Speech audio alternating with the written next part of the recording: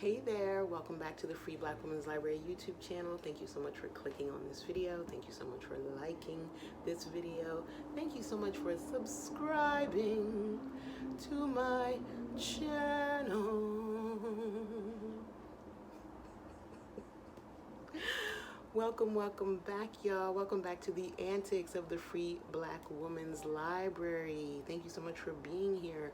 I appreciate you for being here. Thank you so much.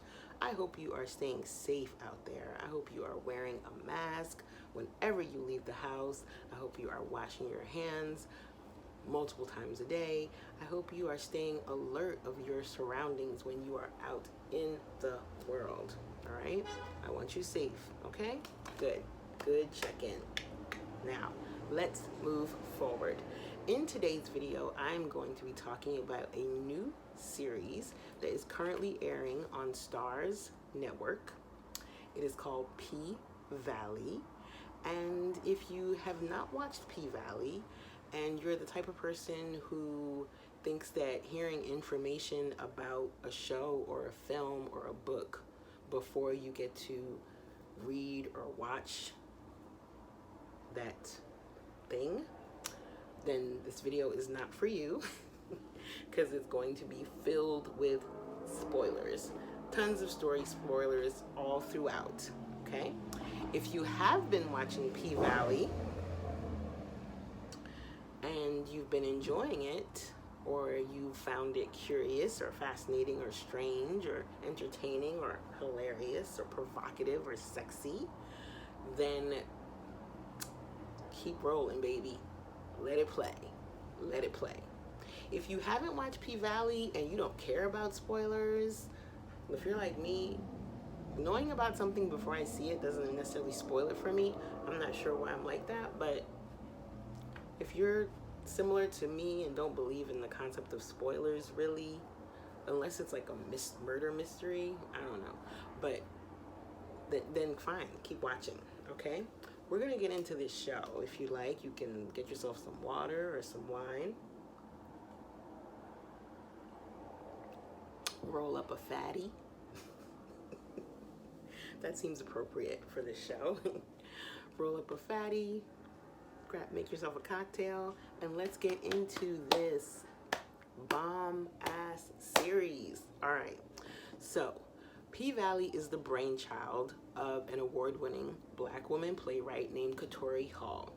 Katori Hall is from Memphis, Tennessee, which I feel is a very important detail about her story. She went to Juilliard, and then after Juilliard, she proceeded to go to Columbia, and at Columbia, she did a double concentration in African-American studies and creative writing. She did a double major in those two things. Really awesome combination, right? When I read that, I was like, yeah, girl, that's popping. So, anywho, this is her baby. This is her project. She is the showrunner. She's the creator. She's the reason this show exists. And she did several years of research about the subject matter and also has an intimate knowledge around the subject matter. What is the subject matter, you ask? You already know. A strip club in Mississippi. A very popular strip club in a fictional town in Mississippi called Chucalissa. I know I'm not saying that right. I almost said Chick-fil-A. Chucalissa, Mississippi. Right? This strip club is the pink. The P in PValley stands for pussy. Originally, when she wrote this project, it was a play called Pussy Valley. And then when she witnessed the play in real time, she said, oh, this isn't a play, this is a TV series. And I have seen her say that a couple of times in interviews, and I'm very curious to know what it was that she saw that day in the play that made her realize that the story would translate better in TV. Maybe something around the textures and the layers and the nuances, the colors, the lights, the costuming, the athleticism of the stripping. I'm not really sure, but I would love to know. So Miss Katori Hall, if you're watching this video, please let me know in comments, what was it that made you say, this isn't a play, this is a TV show? I'm really curious about that. But yeah, it's been picked up for a second season, and that's great. Congratulations to her and everyone involved.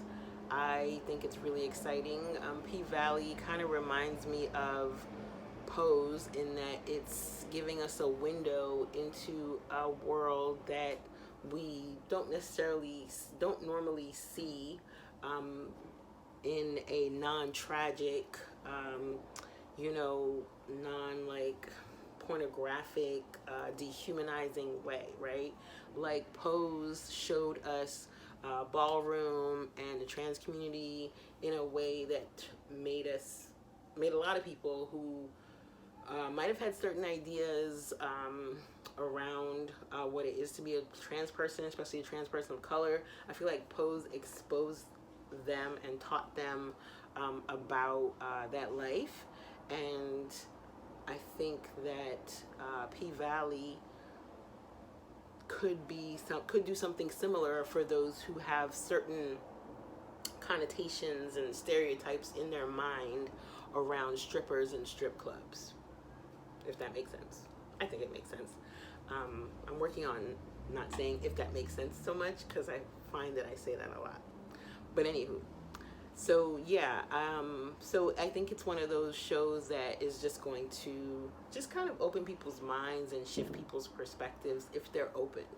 I do know of people who had ideas about trans folks and trans life, and who have watched Pose, and their views have completely changed. So it just goes to show you the power of media, and the power of good media, the power of authentic media, the power of media that gives its characters real stories. There aren't like, oh, tragic, woe is me. There aren't like stereotypes. There aren't pathological. Enough of that. That was a ramble. I don't think I'm a ramble anymore though. I hope. So anyway, but in this video, I am going to be talking about the characters. I'm doing a type of Venn diagram in my mind around the different characters within this story. And then I'm also going to share some plot points, some threads, some themes that exist within the story that I really, really, really, really love. All right, so you with me so far? Let's go. Now, I'm going to start from minor characters first, and I'm going to work my way up to tertiary, secondary, primary, and then major. Starting with the drunk divorcee. Now, the drunk divorcee is a woman that when we first meet her, she is in the strip club and she's singing Lil Murder's song. She's celebrating her divorce. And then she's in the special room with Gidget and Mississippi. She ends up passing out. They take all her money. She wakes up the next day in the club. She's laying on the stage floor. Uncle Clifford is like, you gotta go. Like, it's a whole new day. And so he ushers her out the door. She's like half-ass drunk. No judgment against Clifford for sending a drunk woman home and having her drive. She starts driving around. She almost runs into the check cashing place. And she ends up getting pulled over for drunk driving and locked up. It turns out that the reason why she's getting a divorce is because she had sex with her husband's mother. Now, person that arrests her, Sheriff Jesse. Now, Sheriff Jesse is a regular at the Pink, right? He is there all the time. When we first meet Sheriff Jesse, he's actually being thrown out of the Pink. And Mercedes has his wallet. He's not going to get it back. He should be used to that by now. He's kind of drunk. He's kind of like, I don't know, we're still trying to figure out if he's a nice guy or not, because there was that scene where he offered his jacket to Mercedes because she was in the prison with her little fancy strip club outfit on. Okay, so let's talk about the people who work at the Pink. Our main location. There's Maite, who works in the women's dressing room, and she sells like all the underwear and the fancy things and the makeup and etc., etc. She gets like a little few snarky lines. And then we have Big L. Big L kind of gives me like Suge Knight vibes. At first I thought that him and Uncle Clifford were a couple, but they're just business partners. And I'm guessing that Big L is like the money manager, the, accountant type of person, the one who's like in charge of the books. Big L also has bodied two people, so he's like, where else am I gonna do? Where else am I gonna go? No one else is gonna hire me. We get the sense that Big L and Uncle Clifford have been friends for a long time, and they do care about each other. So I guess they have more of a sibling thing, but initially I thought they were a couple. Am I the only one? Now, then we have DJ Never Scared. Now, DJ Never Scared is a high school student, which was surprising to me. But then, after watching the interviews with Katori Hall, she talked about how these type of strip clubs are so much a part of the culture of the town that everyone just goes there. Like, you have your birthday parties there when you're in high school. When you get your driver's license, that's where you go to celebrate. That's where you go after prom. So there's no like, oh my goodness, the children are here. It's just a part of the scene. It's part of the culture of a small southern black town going to the strip club. So that's part of the reason why I said in the beginning that Katori Hall growing up in Memphis, Tennessee is important, is because not only did she do 6 years of research traveling all around the country, visiting strip clubs and interviewing over 40 women who work as strippers and capturing their stories and hearing from them so that this project could feel really authentic and real. She also grew up in this. So I think that's part of the reason why the story is so good, is because she has a personal connection to it. But DJ Never Scared also makes beats. He is going to be making beats for Little Murder. More on him later. He's a major character. Now, also working at the Pink, we have Diamond. Diamond is giving me strong, sexy, silent, quiet type. Like, he's giving me Still Waters Run Deep. He's giving me like, I'll pretty much kill you and not even think twice about it. Apparently he's like ex-military, so he might have a little bit of PTSD. We haven't really seen that, but he just seems like he don't take no shit, right? Diamond is the only bouncer that works at the Pink. He's the bodyguard, he's the caretaker, and he has a thing for Mississippi. They're setting that up, right? It looks like he does. And they would make a cute couple. And if they ever have a sex scene with those two, ooh, child, that shit would be hot. Now, and Diamond, did I mention that Diamond is fine? He's fine. He's gorgeous. And then there is Derek. Now, speaking of Diamond, who has a thing for Mississippi, Derek is Mississippi's baby daddy, little baby Regal. Now, Derek is abusive towards Mississippi. He's a white boy, he's a white man. I'm not sure if that matters or not, but either way, they haven't really told us what he does just yet, outside of beating on Mississippi and being an asshole. Diamond definitely wants to do something to Derek, and I worry about that. I feel like there's some foreshadowing going on with that story, and I'm nervous about it. But since we're on Derek, let's just continue to talk about the white folks that are on the show, because this is the thread, this is the Venn diagram. So we have the people who work in the club, and then we have the white folks. Now, we have Duffy. Duffy is Gidget's man. He is an oxy dealer. Gidget thinks he's her boyfriend, but he really isn't. He just kind of likes to hook up with her, and he's just a regular at the club, and she doesn't have that awareness. When he's in town, he doesn't even want her to know he's in town. So I don't know about Duffy, but Duffy's also cute. Like, everyone in this show is really, really fine, and I find that wild. Moving on into that circle of white folks, we have Wayne and Wyatt.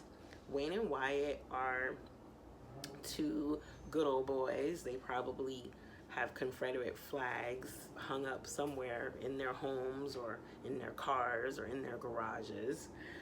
They were born rich. Their father was a plantation owner, cotton, good old cotton, and most likely their ancestors owned, had enslaved Africans, enslaved folks working for them. I'm not going to say slaves because that is not the correct term. Apparently, their father also had an affair with the maid and had a third son named Corbin. So Corbin is a bit of the, for lack of a better term, black sheep of their family. They don't really accept Corbin as a brother. They can't stand Corbin.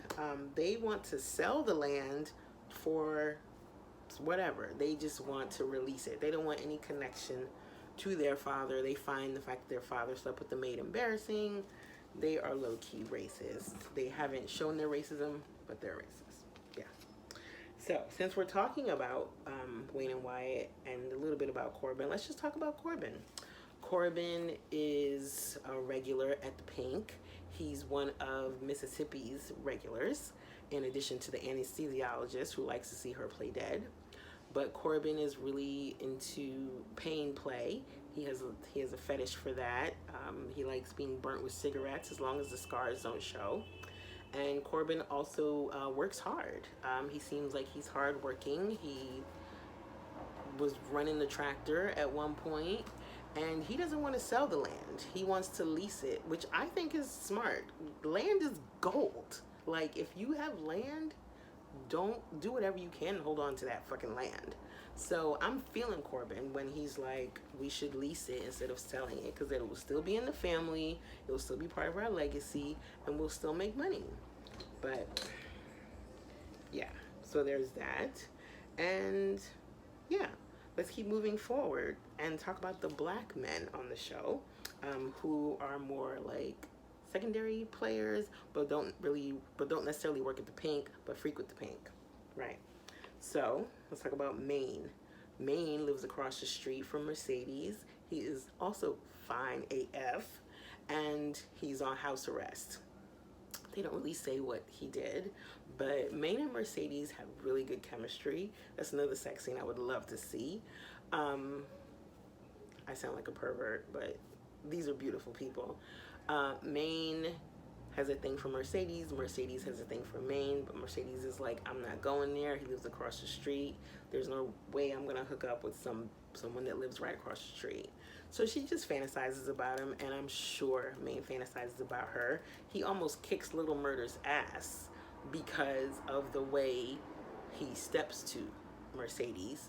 So, you know, they have something going on. But Maine does get to leave the house, even though he's on house arrest. He does get to leave the house for special occasions and to run special errands for Mercedes by bribing this fat kid to wear his ankle bracelet and pretend like he's him. So that's Maine. And then we move on to Wodie. Wodie is Lil Murder's manager. He seems a little bit bitter, a little bit jealous, a little bit untrustworthy. I feel like there's some type of thing plotting in his eyes. There was one scene where he was watching Lil Murder and Mississippi kiss, and he just had this look on his face that I just didn't trust. And Wodie's supposed to be Lil Murder's manager, but he's not really doing anything. He's not managing nothing. So, it's just like, what does that mean? You're a manager, but you ain't managing. Then we move on to Mayor Ruffin. Now, Mayor Ruffin is giving me skeezy, creepy, just capitalist, bully, just asshole. And it's interesting to see Isaiah Washington play this role. I won't say anything any more than that, because that would be a tangent. But Isaiah Washington is doing a good job playing this role, and yeah, I'll just leave it at that. So Mayor Ruffin is on a mission to get the Pink closed down. He thinks it's a blight on the town. He thinks he's hot shit. He's, you know, kind of treacherous, kind of malicious, kind of mean. And he's also doing some dirty, underhanded dealings behind the scenes. He's sexist, and he is homophobic in his language, and we don't like him. We don't like Mayor Ruffin. Mayor Ruffin is the godfather to Andre. Andre is like a business consultant, land lawyer, dealer, contract, real estate agent. He's trying to broker this deal between, you know, these white folks and for his goddaddy, and also because he is from this town and he thinks bringing a casino to the town will bring jobs, will bring business, will bring tourist industry, and just rejuvenate the town, because right now it feels very dead and it doesn't feel like there's much going on. So the casino will just bring some action, and that's kind of true. But at what cost, Andre? Like, a casino? At what cost?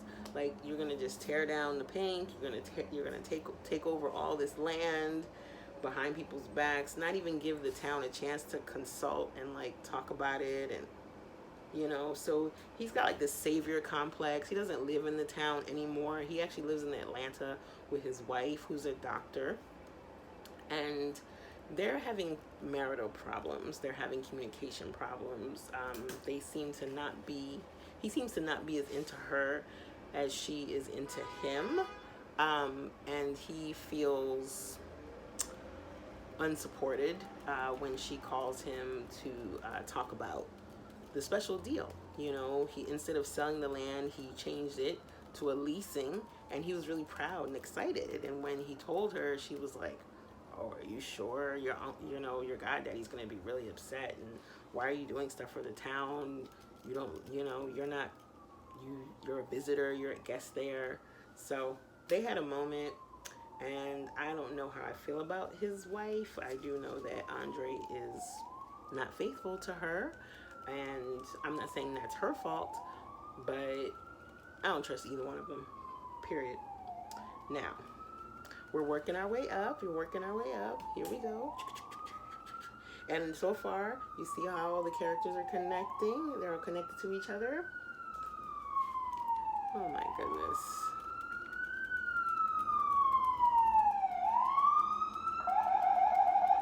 Please don't stop. Please don't stop. Please don't stop. Please keep going. Please keep going. Please keep going. Yes. Awesome. All right. So now we're making our way up to secondary, primary, major characters. We're already there with Andre and the mayor, of course. But let's talk about Tarika. Tarika is Mercedes' daughter, and she's a teenager. And she is being raised by a woman named Shell. Now, Shell is not even related to Mercedes. Like, at first, I thought that Shell was her sister or her cousin or some other family member, but it turns out that Shell is the wife of the father of Tarika. Mercedes and Tarika's father had an affair when Mercedes was very young, when Mercedes was a teenager, right? She hooked up with Tarika's dad. They had an affair. She got pregnant, had Tarika.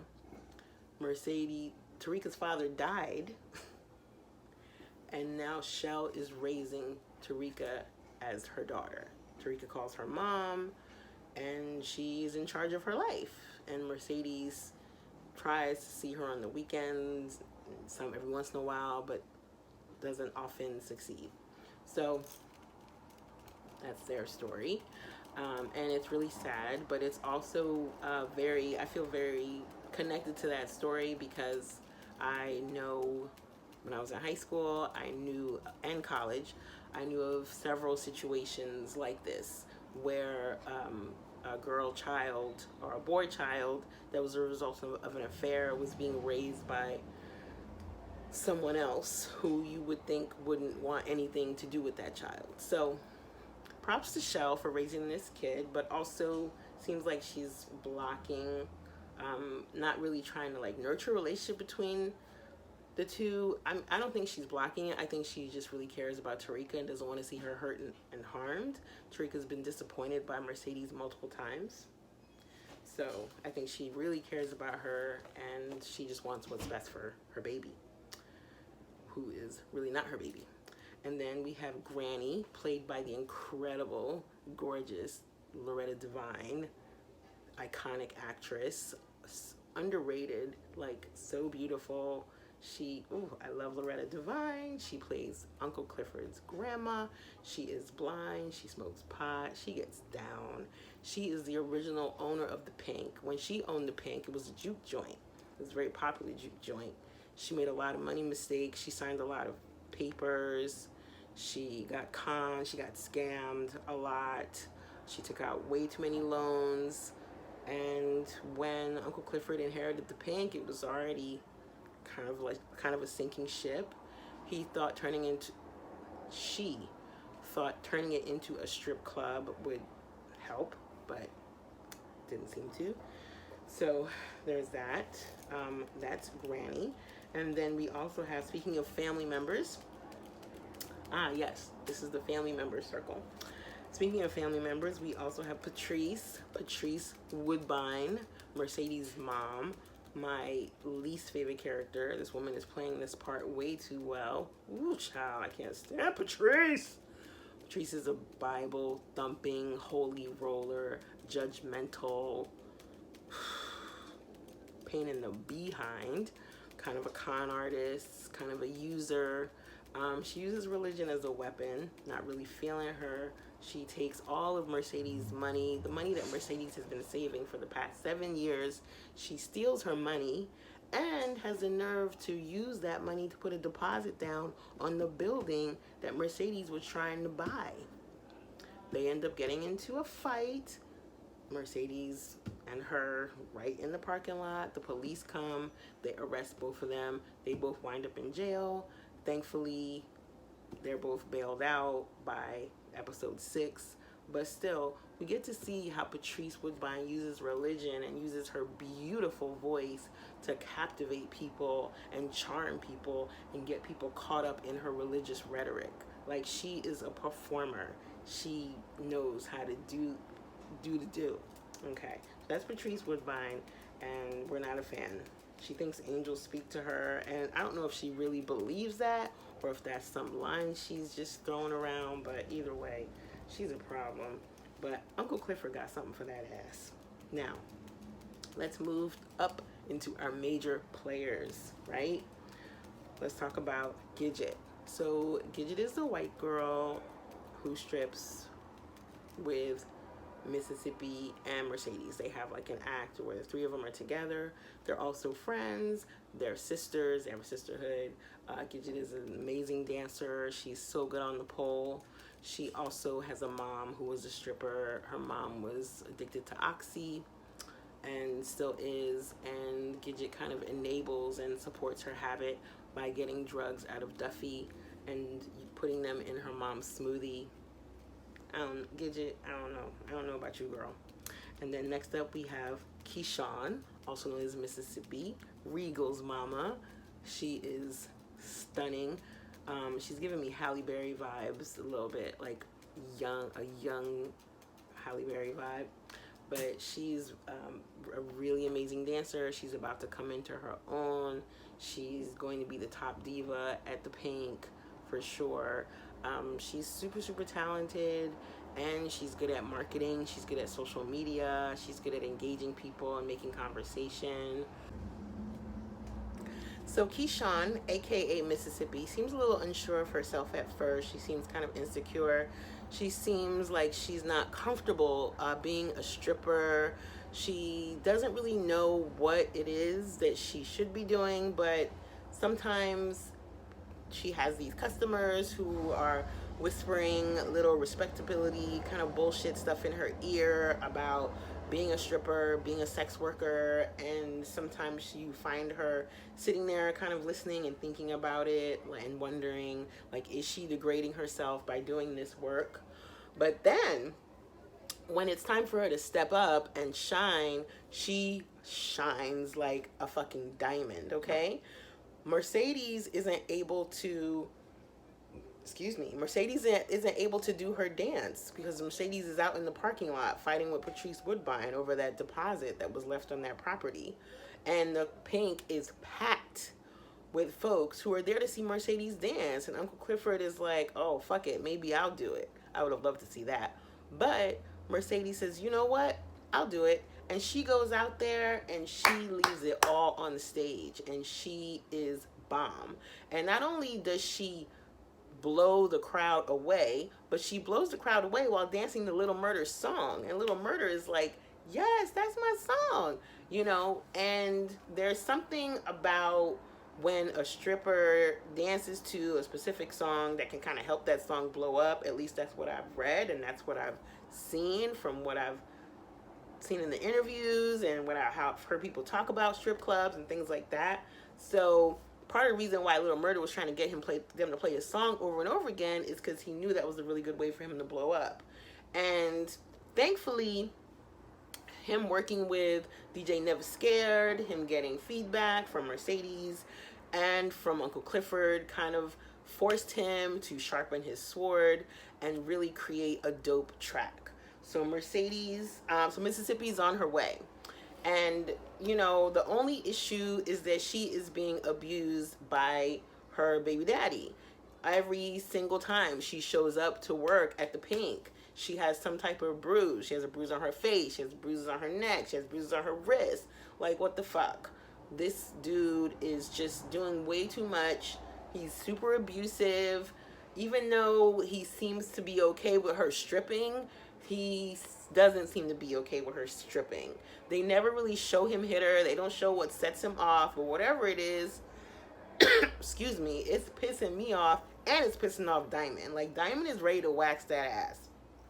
And I wonder what's going to happen with that gun. I feel like that gun that Autumn left in Mercedes' locker that she made a point to show Mississippi is a little bit of foreshadowing. Like, there's this, you know, there's this kind of idea that whenever you see a gun in a TV series or film or in a book, that means someone's going to get shot at some point. We shall see. Hopefully it's not Diamond or Mississippi. I won't say who I hope it is, but I just hope it's not Diamond or Mississippi. And that gun is interesting. That little pink and turquoise gun. So, yeah. So that's Keyshawn. That's Mississippi. We want the best for her. We want to see her shine. She's feeling herself. She's proud, and rightfully so. Now, moving on to Autumn Night. Autumn Night, a.k.a. Haley, a.k.a. Lakeisha Savage. She is very interesting character. She's got some mystery with her. She's got some PTSD from Hurricane Drake. She's a victim of a hurricane. She had a daughter who she says is dead. And her husband, maybe boyfriend, maybe someone, is Montavious. I didn't talk about him because we don't know anything about him outside of his name. But it seems like she might be stealing money from him, which is nuts. But $9,000 a pop, and they were doing it like 5, 10, 15 times. Like, they were going to get that money every single day. Even before she hooked up with Mercedes, she was getting mad deposits, yo. Autumn seems to know a lot about money scams. She seems to know a lot about money laundering. She knows about Bitcoin. She's got some knowledge. She's got a history. She's got a background. We don't know what it is yet. It's a mystery that I'm really curious about, and I'm looking forward to seeing it unravel. I don't really know if we can trust her. Autumn is not that good at stripping, but, you know, she's got the right type of body and the right type of personality, I guess, to, like, get customers sprung and open. She had Andre's nose wide open. Even though he has a whole ass wife in Atlanta, he was willing to not only have phone sex with her, but have sex with her in the hotel. And he was so hyped to have sex with her that he left her in the hotel with the computer while he went looking for condoms, and she's on his computer getting all the information. I was like, Andre, you're a sucker, man. You played yourself with that. You played yourself. You know, but Autumn is slick. It seems like she's gotten away with things before, and You know, she has a whole plan. And I hope that it's successful, and I hope that she doesn't end up throwing Mercedes under the bus. Now, speaking of Mercedes, I think I'm going to do her last because I feel like she's a primary player. Her and Uncle Clifford are the primary players. Now, let's talk about Lil Murder. Lil Murder is a rapper, a Renaissance man, low key. He made some bomb ass weed wings to kind of like help turn the pink around. He's got some other ideas that he thinks would like help the pink. Lil Murder seems to be really into Uncle Clifford, like earnestly and sincerely. At first I thought he was just kind of like using Uncle Clifford to like, I don't know, just kind of as a plaything, but it seems like he's genuine and wants like a real relationship from Uncle Clifford. So don't really know how far they can go with that, because as Uncle Clifford says, the kind of things that happen to same-sex couples, black same-sex couples, you know, same-sex couples that are seen as men or women, sometimes end in acts of violence, you know, harassment. Just it's not a safe world for same-sex couples where they are in most parts of the world, but specifically it seems like where they are, it's not a safe place. They talked about like people being killed, people being drowned, and the amount of trans folks I know, like just the statistics, like as far as like black trans folks and queer folks who are just like murdered every day. You know, Uncle Clifford makes a fair point when he says, like, where are we gonna go? Because Lil Murder's like, let me take you out. And Uncle Clifford's like, where are we going? Come on now. So Uncle Clifford is very realistic when it comes to their relationship. He thinks that they need to keep it hidden behind closed doors. But Uncle Clifford is also really sprung. And I really love that scene when Lil Murder was texting and Uncle Clifford was in the bed and just kind of looking at her phone and smiling to herself and just feeling all giddy and everything. I love. And that really touched my soul because I remember those moments in time when you have a new boo in your life and they're texting you and everything they say just makes you feel all like butterflies inside. So Uncle Clifford is sprung on Lil Murder, and their sex scene was hot. That sex scene was flames. I was like, what's going on? I needed a little bit more light just so I could see a little bit more closer, right? So yeah, let me get my fan just to let you know I was feeling it. Okay, so talked about Lil Murder and the fact that Lil Murder does know that if his boys and his little rap posse crew find out about his relationship with Uncle Clifford, he might get dissed. We saw when one of his friends was like, oh, heard you're everybody's punk, the way Lil Murder went crazy and started like beating him in the head in front of everyone. So, you know, I think Lil Murder's in one of those positions where he is sprung and falling for this person but doesn't know how to be in the world with this person. I'm gonna just say that I feel like Lil Murder's feelings for Uncle Clifford are genuine. Now, two more left. Mercedes. Now, Mercedes, I'm going to talk about Mercedes last. Since I'm already talking about Uncle Clifford and Lil Murder, I'll talk about Uncle Clifford right now, and I'll save Mercedes for last. Uncle Clifford is the owner of the Pink, the manager of the Pink, the mother hen, the queen diva, the HNIC, the everything. Uncle Clifford is what keeps the Pink afloat. Like that boat with the holes in it, Uncle Clifford is the one that's scooping out the water and trying to plug up the holes. Uncle Clifford is trying to make a way out of no way. You know, $50,000 plus in debt. Inherited this business. At first it was a juke joint. Uncle Clifford says, you know what? Why don't we make it a strip club? that PUSSY will bring the customers in, and it looks like the pink is making money, but the problem is that there was so much debt to begin with that Uncle Clifford started the race 20 paces behind the starting line. So trying to get to the starting line to move forward, it's like, holy crap. But Uncle Clifford is trying her best. And the thing I love about Uncle Clifford more than anything are her clothes, like her wardrobe, her fashions, baby, her fashions, her nails, her jewelry, her dresses, her heels, her makeup, her everything. I love it. I want everything that Uncle Clifford has in her closet, I want in mine.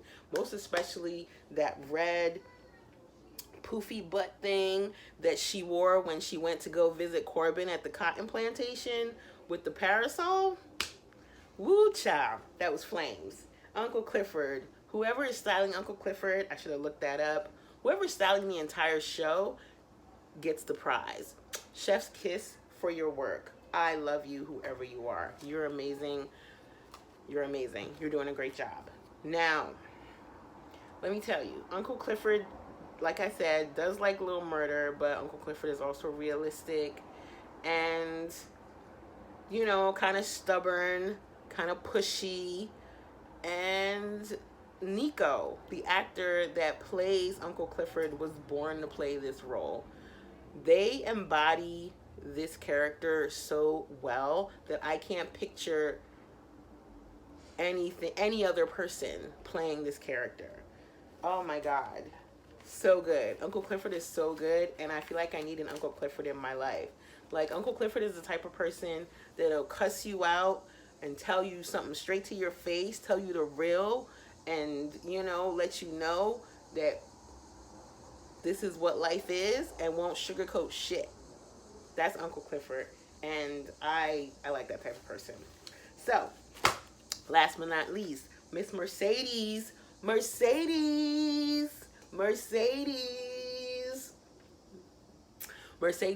is the diva. She is the boss. She is the star of the pink. When we first get to the pink, Mercedes has a big ego, right? She's full of herself, but she has a right to be. She's incredible. She's got the banging body, the beautiful face, the talent, the attitude, the personality. She knows the drill. She knows this life. She's been doing this 7 years. She's a strip club champion. All right? If you want to know anything about the pink, anything about stripping, anything about living that life, you know, she knows it. She's been stacking her coins for 7 years, and she's raised over $20,000 from doing this work.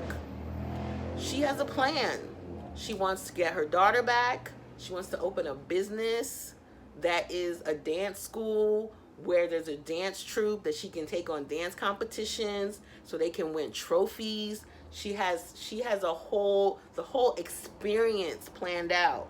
She's like, people want an experience, and that's what I'm good at. I know how to give them an experience, and I'm here for it.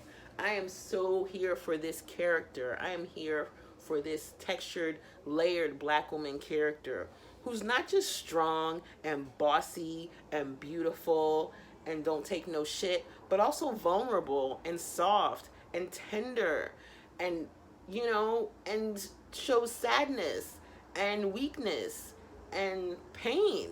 She is so amazing. Like, I love this character. I love this character. I love how raw she is. I love how real she is. I love the actress, Brandy Younger, who's playing this role. Like, oh my God. Amazing. So amazing. Mercedes is the bomb. Now, I'm going to talk about the plot points really quick. The thread, the things I love. The athleticism. Showing the athleticism of pole work, of stripping. It's not just going up on stage, holding onto the stick, and just taking off your clothes.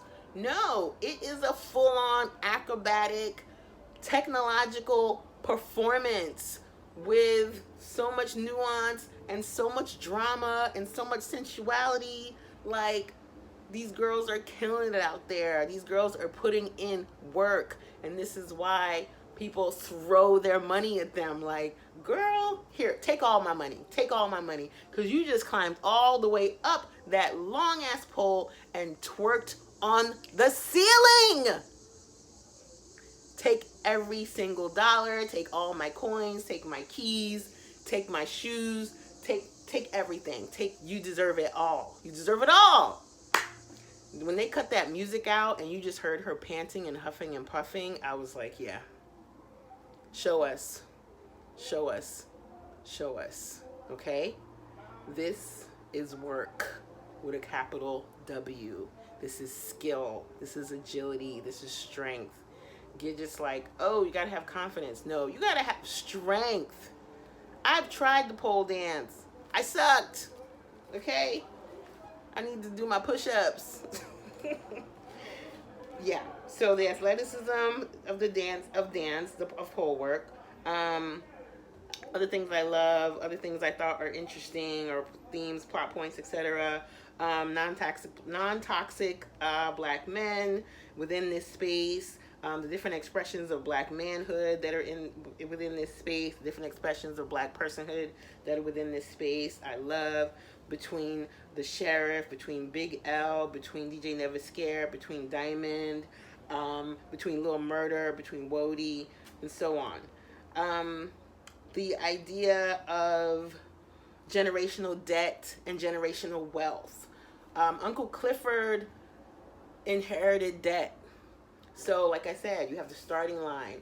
Uncle Clifford is 20 paces behind. But then we have Wayne and Wyatt, who are 20 paces ahead. So that contrast of the generational debt and the generational wealth, you know, and how those things can affect us, how those things can affect our standing in society, how those things can affect, like, how far we can get and how much we're able to take care of ourselves. Like, when you start out 20 paces ahead, life is just easier for you. And those boys, I mean, they have vintage weapons. Like, come on. They got way too much, whereas Uncle Clifford has way too little. But that's the unfairness, and that's what's inherited when it comes to this country. So, I talked about Black Southern culture, strip club culture, also the idea of religion being used as a weapon, the hypocrisy of religion, the way Patrice Woodbine uses religion to get all of Mercedes' money out of her.